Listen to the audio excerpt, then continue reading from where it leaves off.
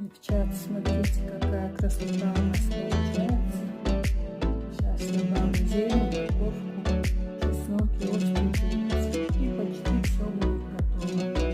Потом немножко приправ, пару часов дать настояться. И очень-очень вкусный салат будет готов.